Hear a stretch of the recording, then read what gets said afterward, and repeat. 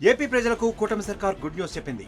వార్షిక బడ్జెట్లో ప్రజా సంక్షేమానికి పెద్దపీట వేసింది. ప్రజల ఆరోగ్యమే ప్రధానంగా మరో సరికొత్త పథకానికి శ్రీకారం చుట్టింది చంద్రబాబు ప్రభుత్వం. ఆరోగ్యశ్రీ పథకంతో ఏపీ ప్రజల ఆరోగ్యానికి కొండంత అండగా నిలుస్తోన్న కూటమి ప్రభుత్వం సరికొత్త ఇన్సూరెన్స్ స్కీమ్ ను అందుబాటులోకి తెస్తోంది.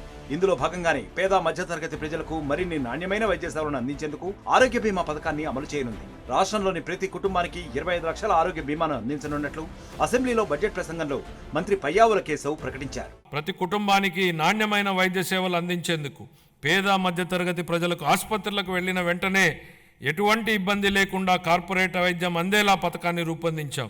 దీనిలో భాగంగా ప్రతి కుటుంబానికి 25 లక్షల రూపాయల ఆరోగ్య బీమా పథకాన్ని అందుబాటులోకి తీసుకొచ్చేందుకు మా ప్రభుత్వం ప్రణాళికలు చేపట్టింది. ఈ ఆరోగ్య బీమా పథకం ఈ సంవత్సరం నుంచే అమల్లోకి రానుంది. ఈ పథకం ద్వారా పేద మధ్యతరగతి ప్రజలు ఎలాంటి ఖర్చు లేకుండా కార్పొరేట్ వైద్యాన్ని పొందవచ్చు.